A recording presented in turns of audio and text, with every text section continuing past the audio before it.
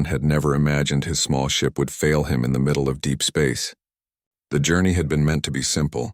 He was carrying a few supplies between outposts, following a trade route mapped by others many times before. But fate had other plans. A sudden burst of cosmic energy struck his vessel, frying part of the control systems and leaving him drifting without direction.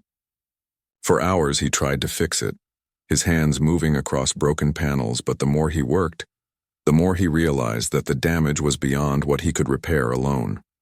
The ship fell into the gravity of a planet. Aaron braced himself as the vessel entered the atmosphere, fire streaking across the sky as if the heavens themselves were tearing apart. He managed to guide it toward a rocky plain, landing rough but alive. When the smoke cleared and the engines cooled, he stepped out to breathe the air. To his surprise, it was clean and breathable, though heavier than the air on Earth. The world stretched before him, vast and unfamiliar. Sharp peaks rose in the distance and a deep forest spread across the land. Strange bird-like creatures circled the sky, their cries echoing against the stone cliffs. The ground beneath his boots was hard and cracked like an ancient battlefield. Aaron felt small, and he knew his broken ship would not fly again without help. He packed what little food and water he had into a small bag and began walking. The forest seemed his only hope. Perhaps inside he would find signs of life, maybe even shelter. Each step into the trees was heavy with both fear and hope. The forest was alive with sounds, but the more he listened, the more he realized it was not only animals. He heard movement that was too steady, too organized. Aaron stopped, pressing his hand against the rough bark of a tree. The sound grew closer, like metal brushing against stone, and then he saw them. Figures emerged from the shadows of the trees, tall and armored. Their armor shone like polished silver, marked with symbols carved into the plates. Each one held a weapon unlike anything he had seen before, long and curved, glowing faintly as if alive with energy.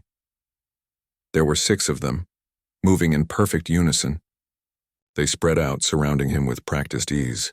Aaron's heart raced. He raised his hands to show he carried no weapon. The leader, a tall figure with braided hair tied back beneath her helmet, stepped closer. Her eyes were sharp, her face stern yet calm. "Human," she said, her voice carrying strength. "You walk on sacred ground. Who are you, and why have you come?" Aaron swallowed hard. He had expected many things, but not to be recognized so easily. "My name is Aaron," he said. "I come from a distant world. My ship is broken. I only seek help, nothing more." The sisters glanced at each other. Their expressions gave little away, but their stances tightened. The leader raised her weapon slightly, pointing it toward his chest. "Many who come here speak lies. We fight enemies every season. Tell us why we should not strike you down where you stand." Aaron felt his breath catch. He knew he could not match them in strength or speed. But words were his only weapon now. "Because I am no soldier," he said. "I am a traveler who lost his way. If you end me, I will be nothing more than another ghost in these woods. If you spare me, perhaps I can prove useful." The leader studied him for a long moment. The silence was heavy, broken only by the wind shifting through the leaves. Finally, she lowered her weapon slightly but did not step back. "You are weak," she said. "Your arms carry no weapon and your frame holds no power. Yet you stand without fleeing. That shows something." Another of the sisters, younger but no less sharp, stepped forward. "Why waste time with him? He is fragile. He will slow us down." But the leader raised her hand. "Not yet. He may carry knowledge. Knowledge can be sharper than steel." 2 of the sisters moved quickly, their speed startling Aaron. They closed in and pressed him back against the rough trunk of a tree. The leader's eyes locked onto his as she stepped closer, her presence overwhelming. "You will come with us," she said firmly. "You will answer for yourself before the circle. Until then, you will not leave our sight." Aaron wanted to argue, but he saw no point. These warriors were united, and resistance would only make him appear guilty. He gave a slow nod. "I will go with you." The sisters tightened their formation around him. Their steps were measured, disciplined, and Aaron found himself forced to match their pace. As they led him through the forest, he realized they were not simply a group of fighters. They were a family bound by duty and honor, each step echoing the trust they had in one another. Hours passed as they moved deeper into the woods. At last the trees thinned, revealing a massive structure built into the cliffs. It was a fortress of stone and steel, with banners flowing in the wind. The gates opened as the sisters approached and Aaron was guided inside. The fortress was alive with activity. Dozens of other warriors trained in the courtyards. Their movements precise, their discipline unmatched. Aaron felt like a child among giants. The sisters led him through narrow halls until they reached a great chamber, where a circle of armored figures waited. The leader stepped forward and spoke. "We found him wandering the forest. He claims to be human, stranded here by chance." The circle of sisters studied him. Their eyes were sharp, their presence heavy. Aaron felt the weight of their judgment pressing down on him. He stood straight, refusing to let fear bend his posture. One of the elders leaned forward. "A human here is no small thing. Few of your kind ever reach this world. You will be tested, and if you prove false, you will not leave alive." Aaron nodded slowly. He had no choice. "Then I will face whatever test you set before me." The leader of the sisters turned back to him, her expression unreadable. "You speak with courage, human. That will be tested soon enough. For now you remain under our watch." As the sisters surrounded him again, guiding him toward the chamber where he would be kept, Aaron realized the truth of his situation. He was far from home, his ship broken beyond repair, surrounded by a society of warriors who saw him as weak yet suspicious. But somewhere in his heart a small flame lit up. If he could survive this, if he could earn their trust, perhaps he would not only find safety. Perhaps he would find a new place where he belonged. Aaron did not sleep well that night inside the fortress chamber. The walls were bare stone, and the only light came from a torch that burned low. He lay on a simple mat, staring at the ceiling while thoughts circled in his mind. He wondered what kind of test the sisters had planned for him. They had spoken little since bringing him here, but their sharp eyes told him enough. They did not trust him, and trust would only come if he proved himself. At dawn, the door opened. The leader of the group from the forest stepped inside, her armor polished, her braid tight against her back. She looked at him with the same sharp expression she had worn the day before. "Stand," she said. Aaron pushed himself up and straightened his clothes. He had no armor, no weapon, only the will to face whatever waited. "You spoke of courage," the leader said. "Today we see if your courage has weight. You will face the trial." Aaron wanted to ask what the trial was, but he kept silent. He knew words would not soften the path ahead. Instead, he gave a small nod. The leader gestured, and two sisters escorted him through the halls. As they walked, Aaron caught glimpses of the fortress life. Warriors trained in the courtyards, their movements sharp as blades. Others carried supplies, polished weapons, or spoke in hushed tones. Every one of them carried themselves with discipline. Aaron felt like a stranger in a place where strength and unity were the very air. They reached a wide stone arena beneath the open sky. The walls were high and rows of sisters stood above, watching. Aaron's stomach tightened. He was being displayed before all of them, judged by their eyes even before the trial began. At the center of the arena stood a great machine.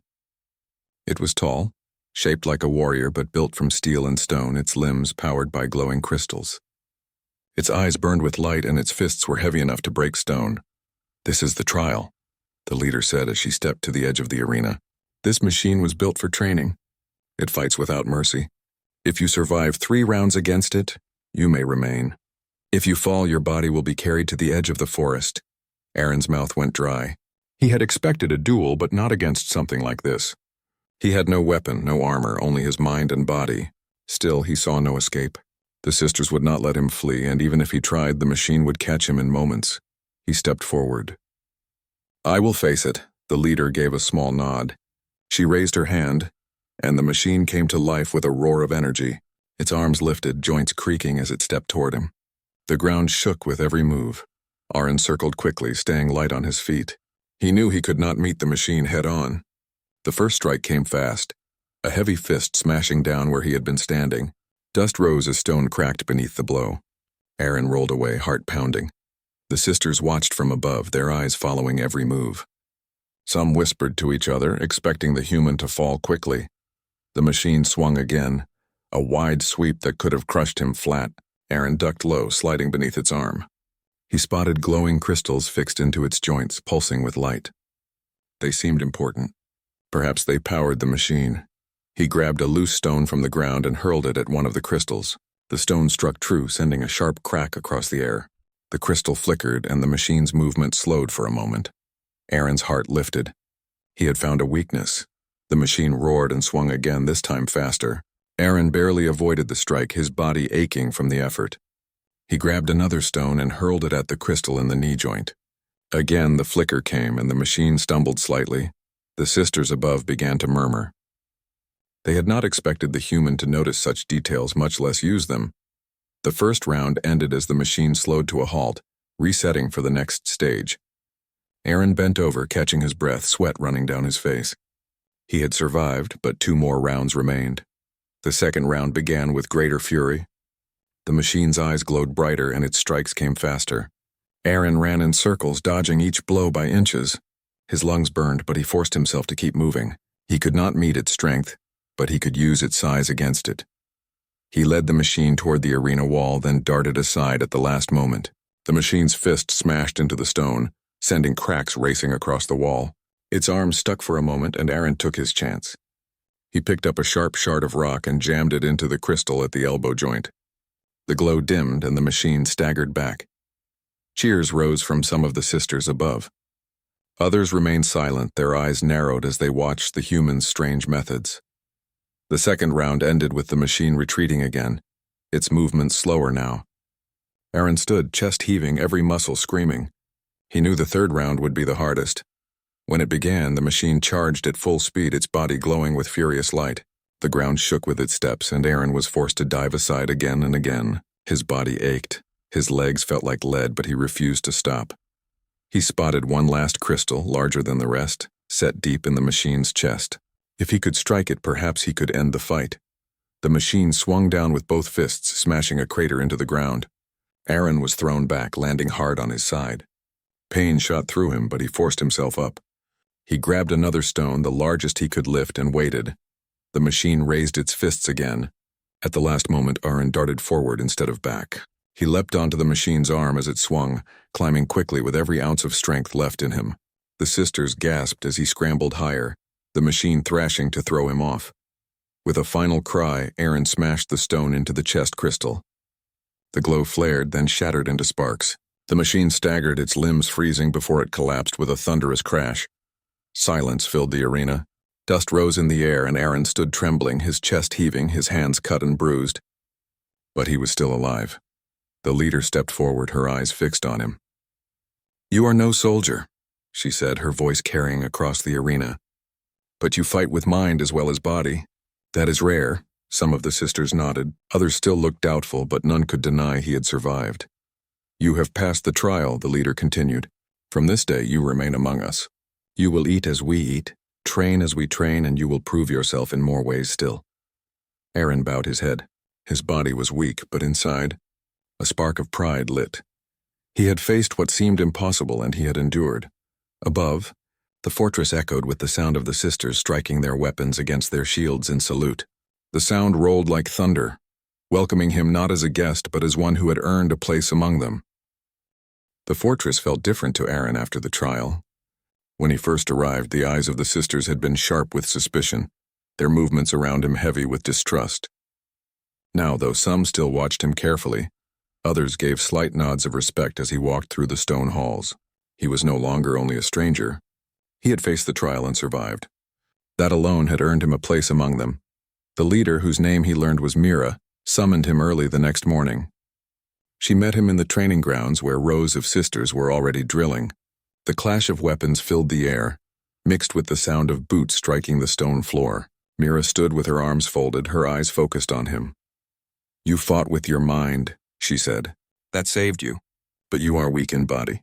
If you wish to remain, you will learn our ways." Aaron nodded. He knew she was right. The trial had nearly broken him. If he wanted to survive among warriors, he had to grow stronger. From that day forward, his life in the fortress followed a new rhythm. At dawn, he trained beside the sisters. At first, he could barely keep up. Their strikes came fast and hard, their footwork sharp. His arms ached from the weight of practice blades. His legs shook from endless drills, and his lungs burned with every round. The sisters did not go easy on him. They treated him as one of their own, which meant they expected him to endure. There were moments when he wanted to stop, to collapse on the ground and let exhaustion take him. But each time he remembered the trial, the machine crashing to the ground and the sound of the sisters striking their shields in salute. That memory pushed him forward. Slowly his body began to change. His steps grew steadier, his arms stronger, his movements sharper. Outside training, Aaron was given simple tasks around the fortress. He carried water, repaired small tools, and helped in the kitchens. Some sisters laughed at him, saying such work was too easy, but Aaron did not mind. He had grown up fixing things, and his hands found comfort in small tasks. He even began to repair broken training devices, surprising the sisters with his skill. One evening, as he adjusted the gears of a practice target, a younger sister named Nira approached him. She was curious, her eyes wide as she watched his hands move across the tools. "You are strange," she said. "Most would strike the target until it breaks. You fix it instead." Aaron smiled faintly. "On my world, we do not always win with strength. Sometimes fixing and creating can be as powerful as fighting." Nira tilted her head, considering his words. "Perhaps that is why you defeated the trial. You see things differently." Word of his ideas spread among the sisters. During the evenings, he began telling stories of Earth. He spoke of great battles fought not only with swords or guns, but with clever tactics. He told them about ancient humans who used fire, walls, or traps to defend against stronger enemies. The sisters listened with interest, some even asking questions late into the night.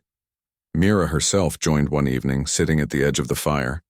She did not speak much, but her eyes never left Aaron as he explained how humans had once used ships made of wood to cross oceans, or how small groups had defeated larger armies with strategy. "You teach us strange things," Mira said when he finished.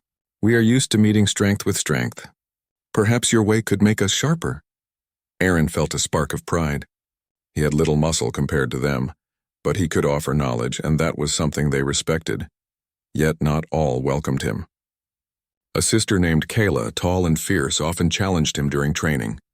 She struck harder than the others, her eyes cold each time they met. One evening, she cornered him in the yard after drills. "You survived the trial, but that does not make you one of us," she said. "Do not think stories and tricks will make you equal to warriors." Aaron met her gaze. His heart pounded, but he did not look away. "I don't want to take your place," he said.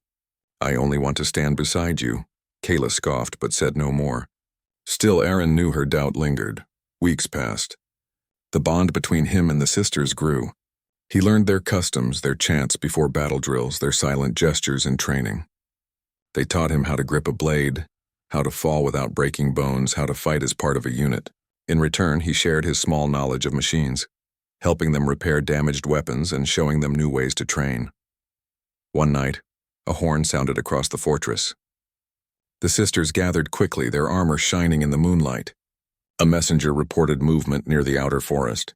Unknown scouts had been seen. Mira called for readiness. "The enemy grows bold," she said. "We will not wait for them to strike. We must prepare the fortress for siege." Aaron listened, his stomach twisting. He knew he was not yet ready to fight as they did. But he also knew he could not stand aside. He approached Mira. "Let me help," he said. "I know ways to slow an enemy without direct battle.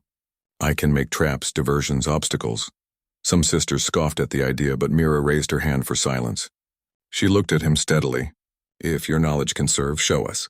"You will have one chance," Aaron nodded, determination rising in his chest. He began planning through the night, sketching simple designs on the ground with chalk. He showed the sisters how to dig pits that could trap heavy machines, how to stretch ropes across paths to unseat riders, how to build false fires that could draw the enemy into ambush.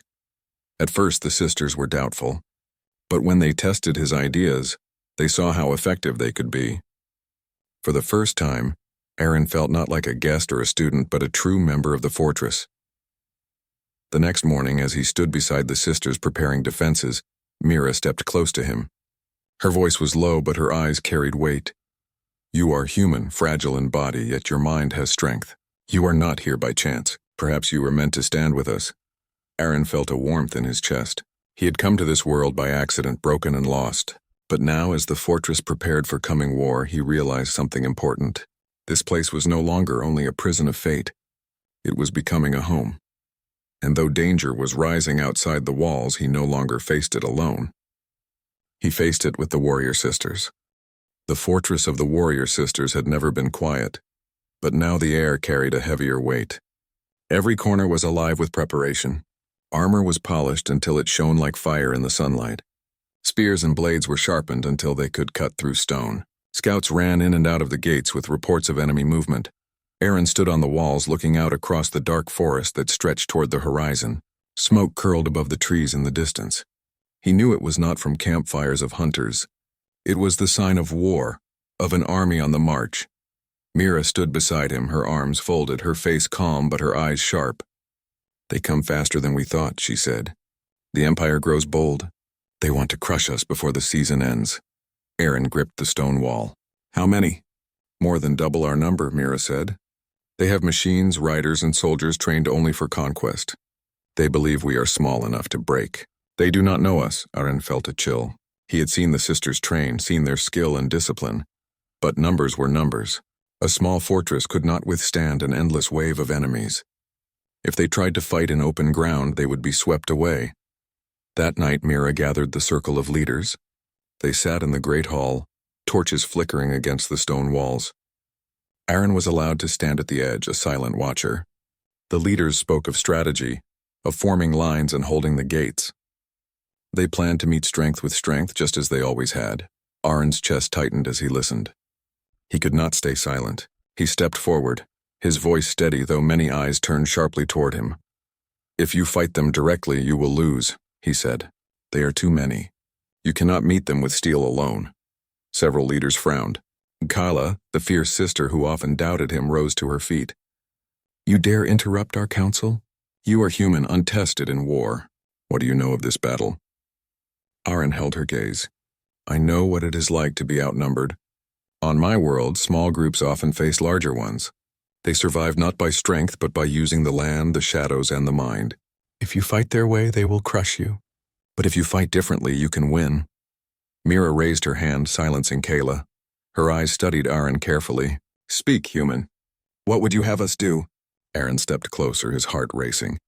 He pointed to the map laid on the table, where the fortress and the forest were drawn in rough lines. "They expect you to defend these walls. That is what they will prepare for. So do not give them what they expect. Strike them before they reach the gates. Use traps, false paths, and fire. Make them see enemies where none exist. Tire them before they can strike." The sisters leaned over the map, their faces tense. Some still doubted, but others began to nod. Aaron explained further, showing how pits could be dug in the forest paths, covered with branches ready to swallow machines.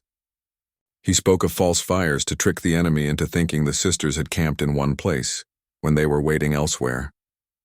He showed how to roll heavy stones from the cliffs when the enemy marched beneath. By the time he finished, silence filled the hall. Then Mira nodded slowly. "His way is strange, but it has merit. We will test it." The sisters struck their hands against their chests in agreement. Even Kayla said no more, though her eyes still burned with challenge. For 3 days, the fortress prepared under Aaron's guidance. Sisters dug pits, tied ropes across hidden paths, and carried barrels of oil to spread through the forest floor. Heavy stones were placed high on the cliffs, ready to be pushed at the right moment. Fires were built in false camps to confuse scouts. Aaron worked beside them. His hands blistered, his back aching, but he refused to rest. For the first time, he felt his ideas shaping the future of the fortress. He was not only a guest now, he was part of the defense. When the 4th day came, the enemy arrived. From the walls, Aaron saw them march out of the trees. Their banners rose high, black and red, their machines grinding forward on heavy wheels. Soldiers in rows stretched farther than he could count, their armor dark as night. The ground trembled with their march. The sisters stood ready, their weapons gleaming, their faces calm. Mira raised her voice, carrying across the walls. "We are few, but we are strong. The Empire believes we will fall. Today we show them what it means to face the warrior sisters." A thunderous cheer answered her, weapons striking against shields, echoing like rolling storm. Aaron felt his heart rise with the sound. The enemy advanced, sending scouts ahead into the forest. That was when the first trap sprang. A group of riders charged through the trees, only for the ground beneath them to collapse. Horses and machines tumbled into a hidden pit, their cries lost in the chaos. The sisters on the cliffs rolled stones down, smashing into the trapped group. Confusion spread through the enemy lines. They turned toward the false fires that Aaron had set, believing they had found the sisters' camp. When they reached the place, they found only empty ground. From the shadows, hidden sisters struck with arrows, then vanished into the forest again. The enemy roared, pushing forward in anger. But every step brought new tricks. Ropes snapped across their paths, unseating riders. Oil spread flames through the undergrowth, forcing them to split. The once powerful army began to stumble, their numbers thrown into disorder. From the walls, Aaron watched as his plans came alive. His heart raced with both fear and pride. This was no simple battle. It was a storm of chaos, and the sisters moved like shadows within it. Finally, when the enemy was weakened and scattered, Mira gave the signal. The fortress gates opened, and the sisters charged. Their formation was perfect, their strikes sharp and deadly. They cut through the confused soldiers with precision, breaking their lines piece by piece. Aaron stood on the wall, shouting warnings and signals, guiding where the sisters should press harder, or where traps had yet to be sprung. For hours the battle raged. The sound of steel and fire filled the air, the cries of war echoing across the land. By dusk, the enemy was broken. Survivors fled into the forest, leaving machines smoking and banners torn. The fortress still stood, its warriors bloodied but unbowed. As the last echoes of battle faded, Mira approached Aaron. Her armor was scratched, her braid loose, but her eyes were fierce with pride. She looked at him, and for a long moment no words were spoken. Then she placed her hand on his shoulder. "You saved us," she said. "Without your mind we would not have held. You are human, but today you fought as a sister." The sisters around them struck their weapons against their shields in salute, their voices rising in one united cry. Aaron stood in the center of the sound, overwhelmed, his chest heavy with both exhaustion and pride. For the first time he truly felt it. He belonged here. The smoke of battle still lingered in the sky when Aaron walked out from the broken gate of the fortress. The ground was blackened with fire, and the air carried the heavy smell of iron and dust. All around him the warrior sisters were tending to their wounded, repairing their weapons and gathering the fallen. Despite the loss, their spirits were not broken. They stood tall, their armor gleaming under the dull light, their eyes filled with pride. They had survived a siege that should have ended them. And much of that survival was because of Aaron. Aaron stood still for a moment, watching them. His heart beat heavy, not from fear this time, but from something deeper. He had come here by accident, a lost human trapped on a strange world. Now he had fought side by side with these warriors, seen their strength and shared their pain. He was no longer the outsider he had once been. A group of the sisters approached him. Their leader, Mira, walked at the front. She was taller than the others, her armor marked with scars of many battles. Her voice carried both authority and warmth when she spoke. "You saved us today, Aaron," Mira said. "Your mind, your strange human way of thinking, turned the tide of war. Without you, we would not be standing here." Aaron lowered his head. "I only gave an idea. You did the fighting. You risked your lives. You are the reason we are still alive." Mira's lips curved into a rare smile. "You still do not understand, do you? You are one of us now. You may be human, but your courage speaks louder than blood." Before Aaron could reply, more sisters gathered around. Their armor clinked softly as they closed the circle, surrounding him with firm but calm movements. Their eyes, sharp as steel, fixed on him. It was not anger in their gaze, but something more powerful. Mira took a step closer until Aaron could feel the weight of her presence. Her voice was clear, steady, and final. "You will stay with us forever, human." The words struck him like an arrow. For a moment his mind was empty. He remembered the day he first saw them, when they had cornered him against the wall in suspicion. He had thought they would strike him down. Now here he was again, cornered, but the meaning had changed. It was not threat. It was promise. It was belonging. Aaron's chest tightened. "Forever is a long time," he whispered. Mira did not blink. "We do not measure time as you do. We measure by loyalty, by trust, by the bonds we choose. You have chosen us, whether you know it or not, and we have chosen you." The circle of sisters around him nodded in agreement. Their armor reflected the firelight, their faces calm and certain. For them, this was not a question. It was fate. Aaron closed his eyes and thought of Earth. He thought of the life he had left behind, the endless wandering among stars, the loneliness that had followed him. Then he thought of now, of these warriors who had taken him in, tested him, trusted him, and fought beside him. Here he was not just a lost traveler. Here he was part of something larger. When he opened his eyes, his decision was clear. "Then I will stay," he said, his voice steady. A ripple of approval moved through the sisters. Some touched their weapons in respect. Others lifted their heads proudly. Mira placed her hand on his shoulder, firm and grounding. "Then you are no longer only Aaron the human," she said.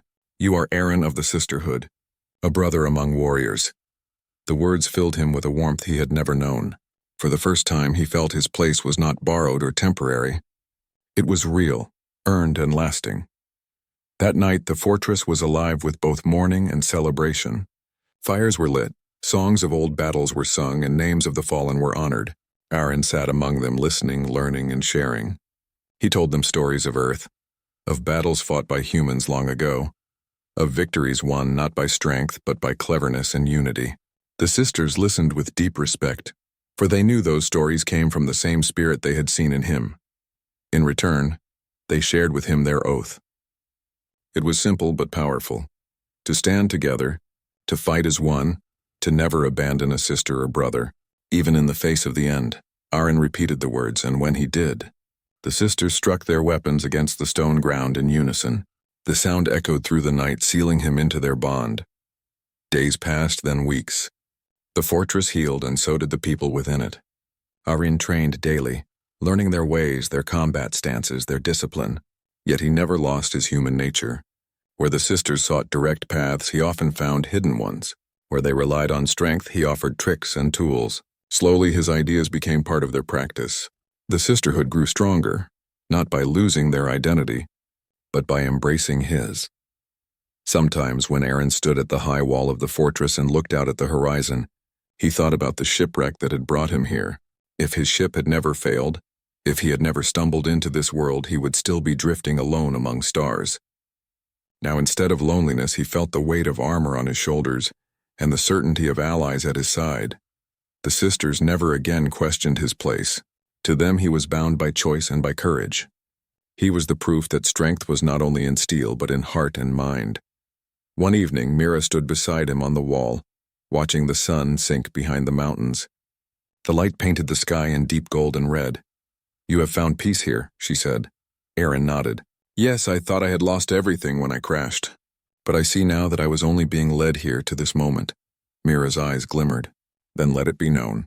The warrior sisters do not only defend our land, we also guard those we call family. You will never stand alone again."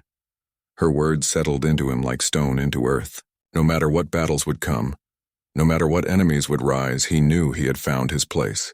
He was no longer just a human far from home. He was part of the sisterhood forever. And as the stars began to shine above, Aaron stood tall beside his new family, ready to face whatever tomorrow would bring.